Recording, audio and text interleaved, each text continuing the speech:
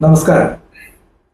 ലോകപ്രശസ്ത ചിത്രകാരനായ Vincent van ഗോഗിന്റെ romance പാരീസിയൻസ് എന്ന ചിത്രം 2025 ന്യൂയോർക്കിൽ വെച്ച് നടന്ന ഒരു ലേലത്തിൽ വിറ്റുപോയത് $62.71 മില്യൺ.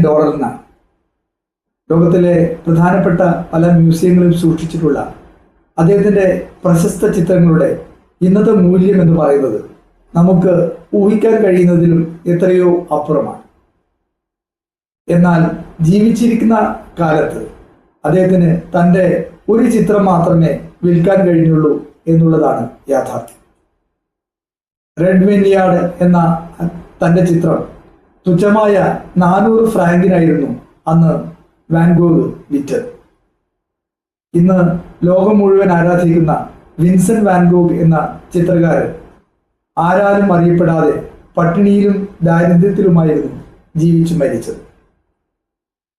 തൻ്റെ 27ാമത്തെ വയസ്സിലാണ് അദ്ദേഹം സ്വയം പരിശീലനത്തിലൂടെ ചിത്രരചന ആരംഭിക്കുന്നത്. 37ാമത്തെ വയസ്സിൽ മരിക്കുന്നതിനിടെ 2000-ത്തിലധികം ചിത്രങ്ങളാണ് അദ്ദേഹം വരച്ചു തീർത്തത്. അധ്യാപകനായും ആർട്ട് ഡീലറായും ഒക്കെ ജോലി ചെയ്തതിനു ശേഷമാണ് അദ്ദേഹം ചിത്രരചന ആരംഭിക്കുന്നത്. തൻ്റെ സഹോദരനായ തിയോ വാൻ ഗോഗ് അയച്ചു നൽകിയ പണം കൊണ്ടായിരുന്നു ഒരു ചിത്രകാരൻ എന്ന നിലയിൽ വാൻ ഗോഗ് തൻ്റെ ജീവിതം മുന്നോട്ട് നയിച്ചിരുന്നു. അവസാന കാലത്ത് മാനസിക വിഭ്രാന്തിക്ക് അടിമപ്പെട്ട് അദ്ദേഹം ഒരു മാനസിക ആരോഗ്യ കേന്ദ്രത്തിലായിരുന്നു ജീവിച്ചിരുന്നത്.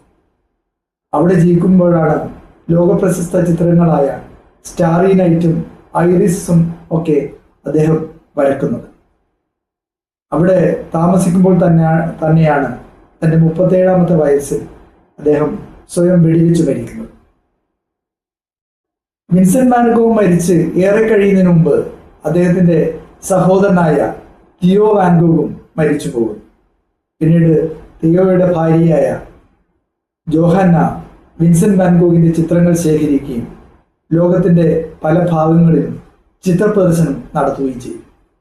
അങ്ങനെയാണ് വിൻസെന്റ് വാൻ ഗോഗ് എന്ന ചിത്രകാരൻ ലോകം മുഴുവൻ അറിയപ്പെടുന്ന ഒരു ചിത്രകാരനായി മാറുന്നു.